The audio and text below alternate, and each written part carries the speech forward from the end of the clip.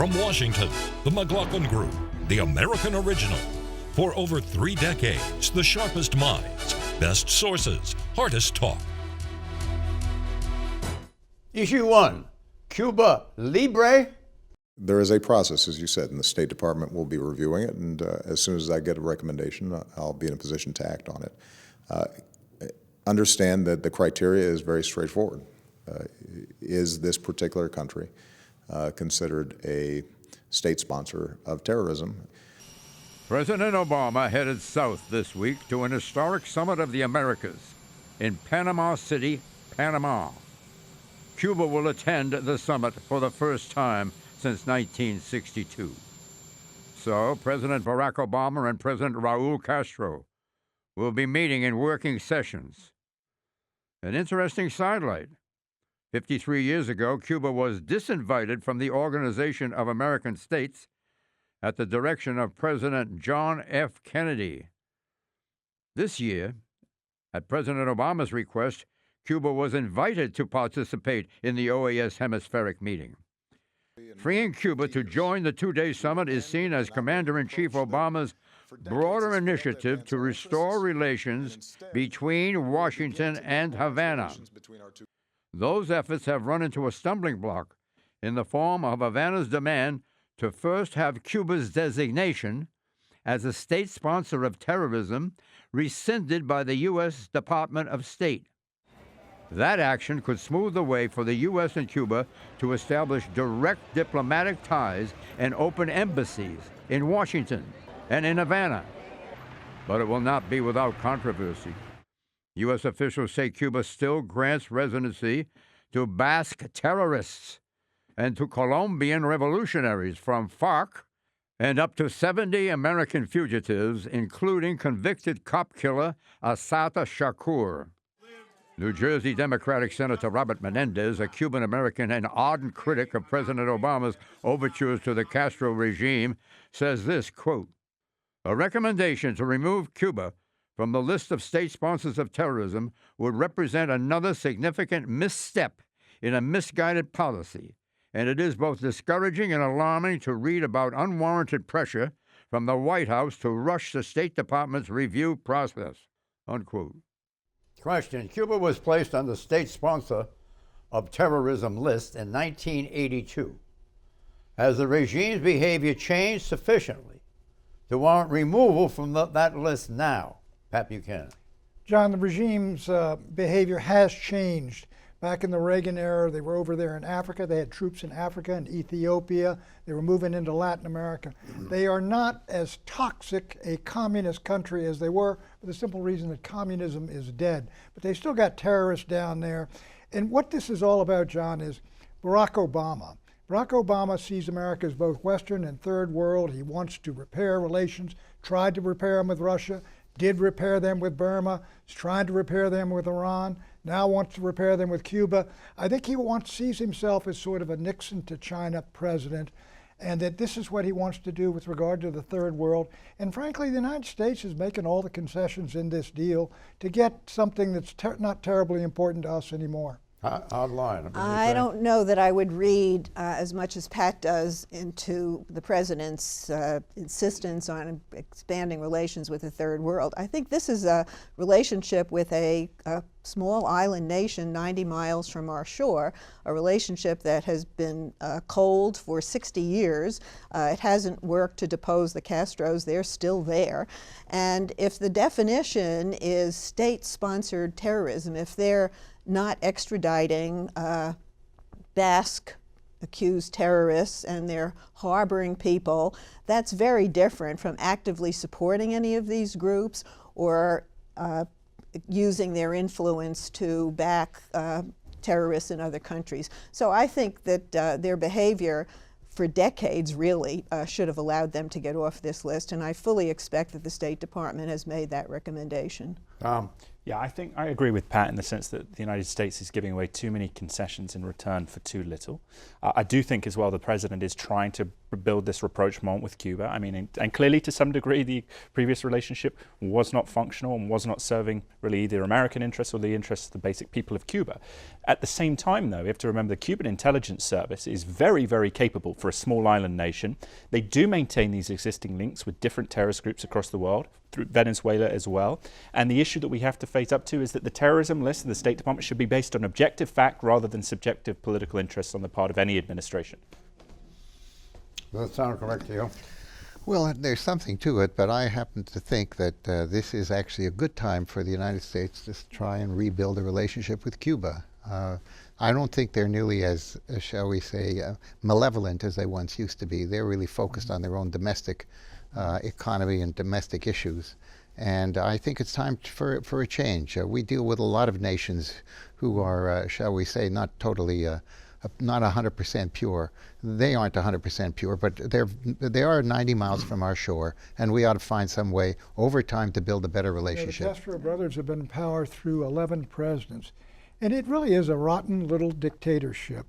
And there's an awful lot of political prisoners down there. But the truth is that the future is not on the side of that dictatorship.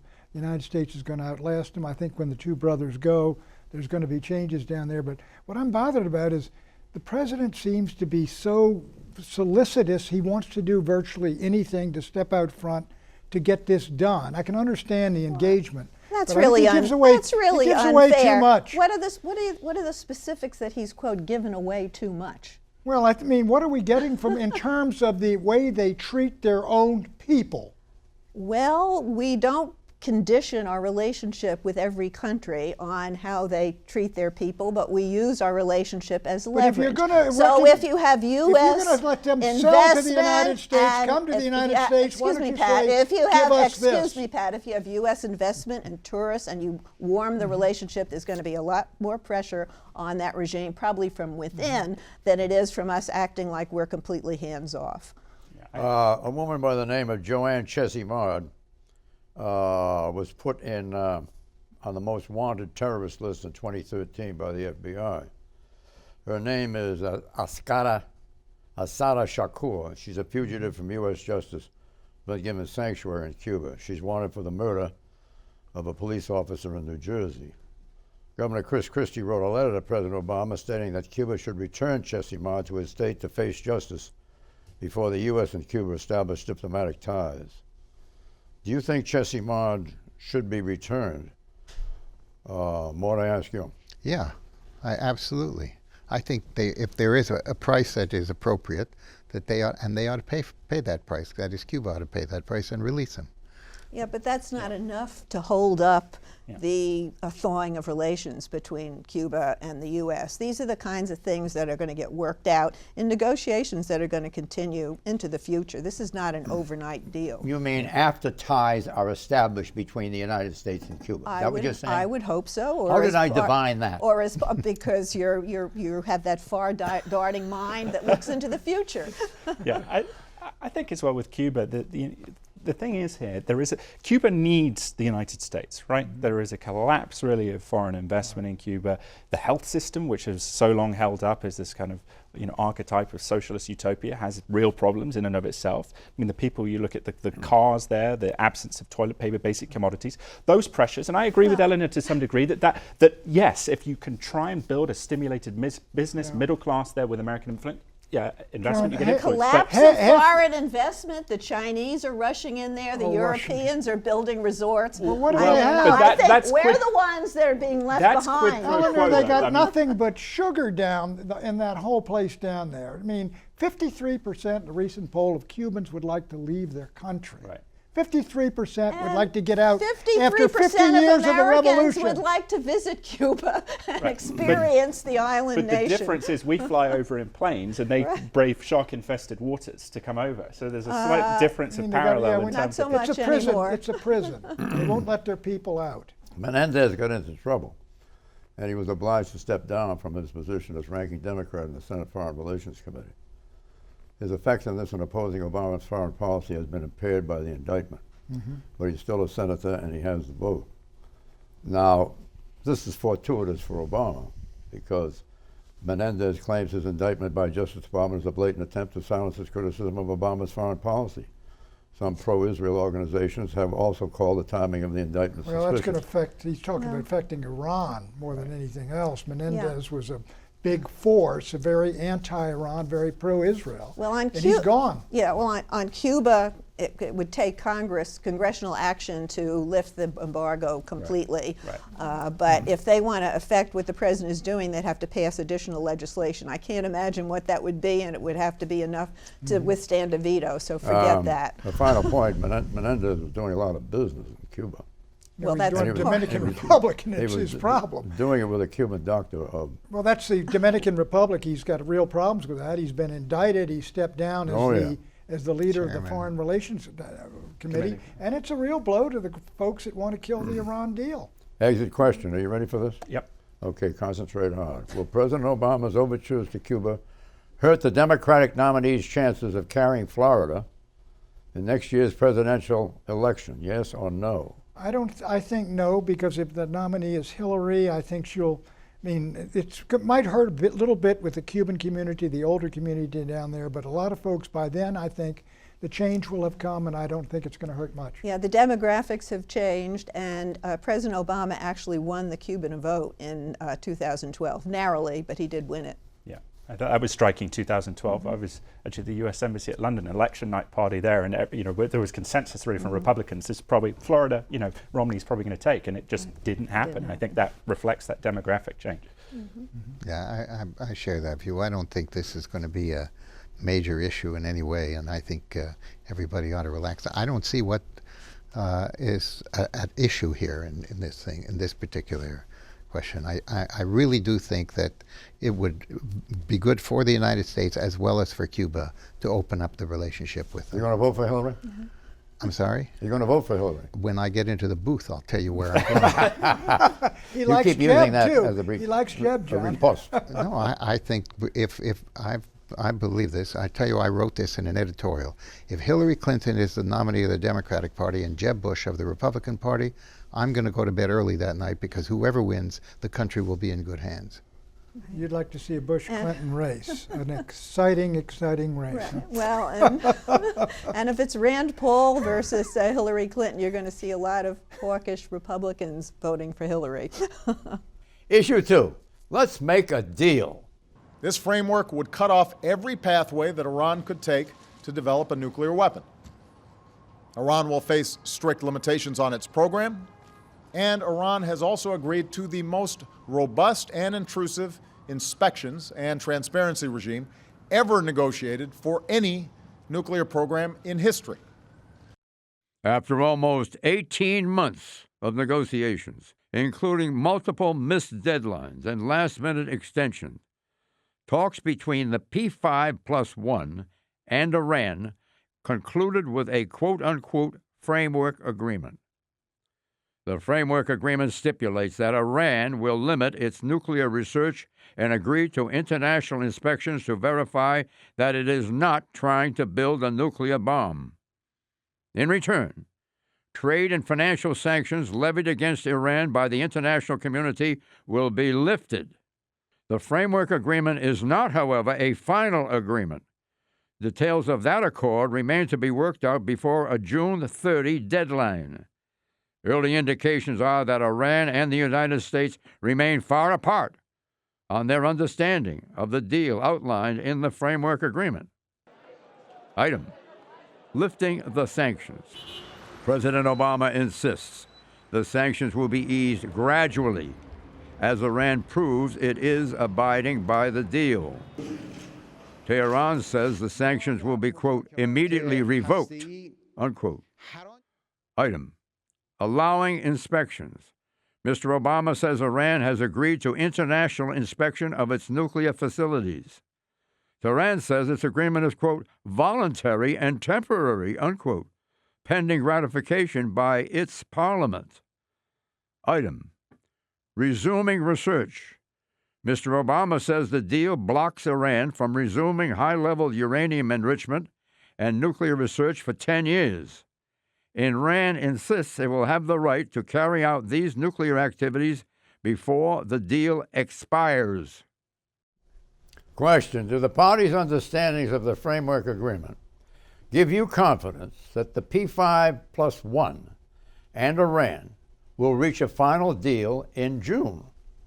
I ask you, Tom. I think what you're seeing here is very interesting. On the paper, the reflection of the paper framework agreement is now coming into question in terms of the physical reality. I mean, you see this in Khomeini, the leader of Iran, has been coming out quite strongly in the last couple of days, talking about the fact that he's not sure whether he's going to agree to it. I think two contingent factors are going to be to what degree does two things that even the Obama administration will not be able to sort of waver on. To what degree is the inspections regime vigorous and spot, which is to say that the inspectors can say, I want to go here and I want to go now, instead of the Iranians saying, okay, come next week at a prearranged time. And number two, to what degree do the sanctions kick in automatically without potential veto from Russia, which is on the cards now in the event that Iran breaches the deal. And I suspect Iran won't agree to a deal if the US pushes those two lines. This is a deal in the what's making. the role of Congress in that decision? The role of Congress in this decision so far is non-existent, but there's a lot of pressure coming from Republicans and some Democrats to get the Congress involved even before the final deal is made. And the White House is resisting. Can Obama that. do it without the consent of Congress? He can do a lot without the consent of let's Congress see what it because it's says an here. international agreement, but there are some sanctions that the Congress would have to move to lift. I just wanted to say, on this particular point, let me finish this point. On this particular point, it still takes congressional action to repeal U.S. sanctions. Obama cannot do it unilaterally. No. Congress is unlikely to accept immediate repeal unless Iran makes significant concessions in other Well, areas. there are some sanctions the president can remove unilaterally. The bulk of them, Congress would have to be involved. But I want to say Khomeini, the Ayatollah, is busy tweeting. And those tweets have two audiences. One is Obama and the West trying to get the best deal he can get. And the other is his hardliners at home telling them, hey, we won. It's the same kind of balancing act the president is going through trying to sell the deal here. John? This is a deal that's in progress. It is. I would not read too much into they're not trying to You scuttle. don't think Congress is unlikely to accept immediate repeal unless Iran makes significant concessions The in other areas? president You're isn't talking going about to. the Corker bill, president John. isn't going to accept immediate repeal. That is not on the table. John, you're talking about the Corker bill, which is not going to go through veto proof, which is going to be voted on Tuesday. What's the Look, point? this is basically a good deal. The president is right. You take Fordow, you take Iraq, you take Natanz. They are blocked from building any nuclear activity to going toward a weapon. They're not going to be allowed to go to Parchim, which is a military facility. That's what the Ayatollah is talking about. You're not going there. I think this is going to go, John, because if it doesn't, where are we? You got no deal. The Iranians can go back to all out the enrichment they were doing. The Americans got no move toward rapprochement with Iran. Both sides have a tremendous vested interest in this. But there's going to be Let's a see lot if of we can haggling before we get there. Let's see if we can shoehorn this one in. The deal breaker? Israeli Prime Minister Benjamin Netanyahu has his own reservations about the wisdom of a deal with Iran. Israel will not accept an agreement which allows a country that vows to annihilate us to develop nuclear weapons, period.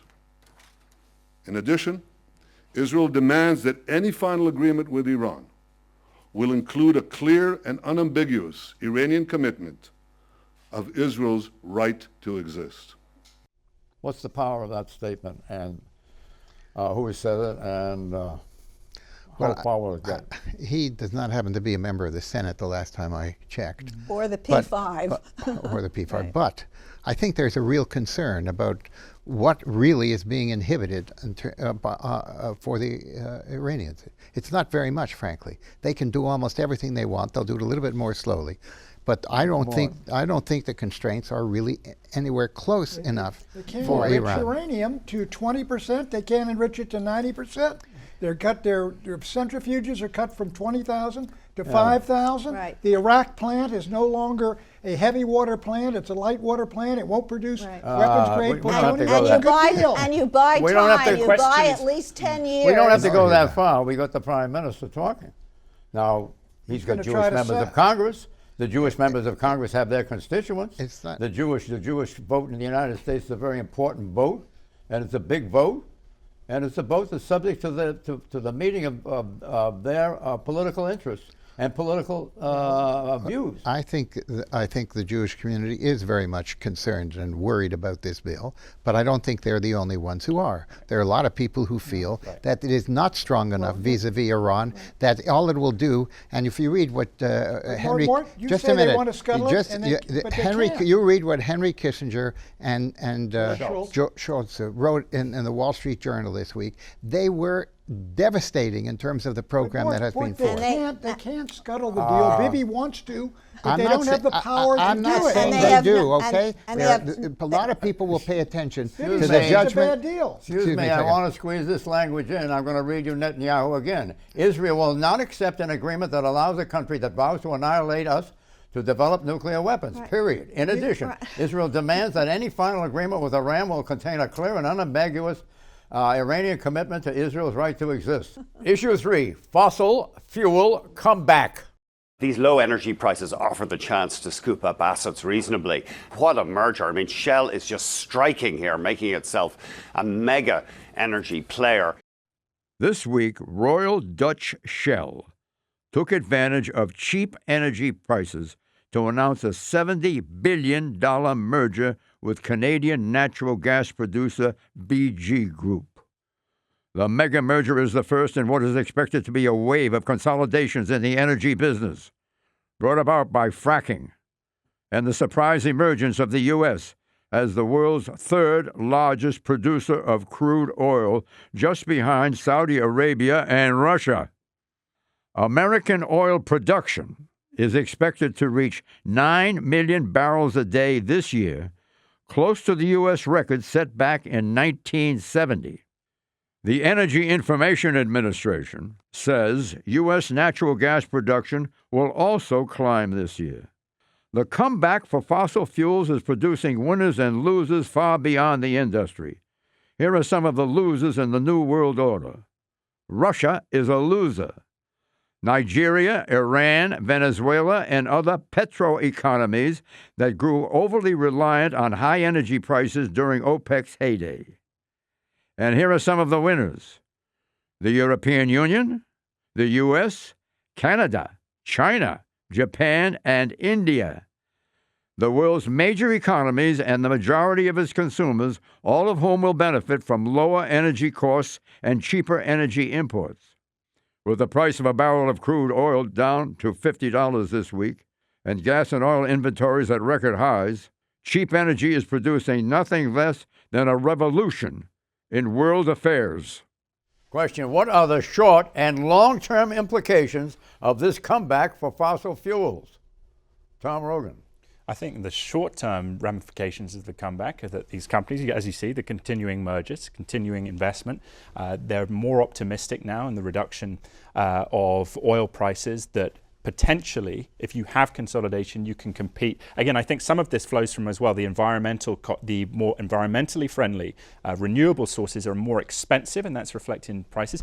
I would say as a caveat, though, over the longer term, I do think the United States is going to come out a big winner, because I think with especially fracking, which is going to undercut in the longer term the traditional fossil fuel extraction method, that's a benefit to the United States. Yeah. What the Saudis are doing, they're sticking it to the Russians, and they're sticking it to the Iranians, and they're sticking it to the American fracking industry. They're keeping producing and letting the price drop below where it is economical to frack. It's not economical to invest in new fields. They're not investing in the Arctic and Russia. So what the Saudis want to do is get the price down and kill off some of these marginal producers, so that when it goes back up, Saudi Arabia is the big winner. Why? Well, and the U.S., because the U.S. is not only a consumer of oil and gas, it is a producer as well. Who's got the reserves? The Saudis have got the reserves. We got reserves if the I price know is we do. $100 Who's a barrel. got the big reserves? Depends on what the price is. At $200 a barrel, we got all the oil Venezuela. and gas we need. Venezuela's the biggest. Venezuela's number one. I'm talking in the physical order. Venezuela- Reserves in the ground. Who's got all the reserves? Venezuela The big got reserves in the Saudi ground. Arabia. What? Venezuela and Saudi Arabia. Saudi Arabia. Yeah. Saudi Arabia, Venezuela. That's the sequence. No, I think Saudi Venezuela's Arabia. number one. Well, and You're talking pricing, or you're talking oil? I'm talking supply in the ground. Enjoying the cheaper prices of fossil fuels is like whistling past the graveyard, because this stuff is polluting and it just slows the transfer to other more sustainable fuels that the world is going to have Like to make the wind, transition like to. wind? So this is, yes, wind and solar. Mort, what's the impact of all this?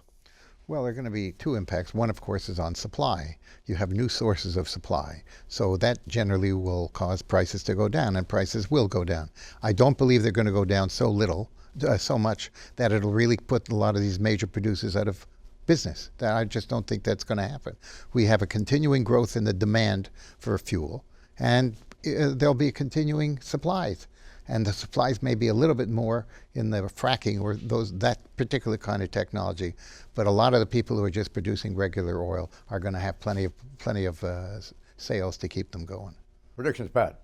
Again, Senator Corker's bill to get enough votes in the Senate to override Obama's veto, to give the Senate power to deal with this deal, he's not going to get it. He's going to fall short. He'll be lucky to get 60 votes. Helena? Now that Hillary Clinton is making her presidential run official, she will cheer any other Democrat who gets in the race. She needs the practice in the debates, and Lincoln Chafee, former governor of Rhode Island, former senator, is about to get in the race. Good for him. Boy, that don't enrich the debate. Right. Tom? Yeah, I think interesting for your viewers to watch, John, is what's happening off the coast of Yemen. The Iranian Navy taking pretty aggressive steps to try and counter the Saudi-led military operation in Yemen, and there's real potential there for a serious naval conflict that grows across the region, because again, it's about Saudi Arabia versus Iran in terms of the perception power dynamic. I don't get why the Saudis are so opposed to what's happening in Yemen. Because They're going into their own Vietnam, John, is what they're doing. It's an ideological... It's their border. The weakness in both full-time employment and the weakness in the employment in the urban areas is going to cause the Federal Reserve to keep interest rates low until we get a stronger economy. President Obama's overtures to Iran will make it harder for the Democratic presidential nominee to pull in Jewish American voters in next year's presidential contest. Bye-bye.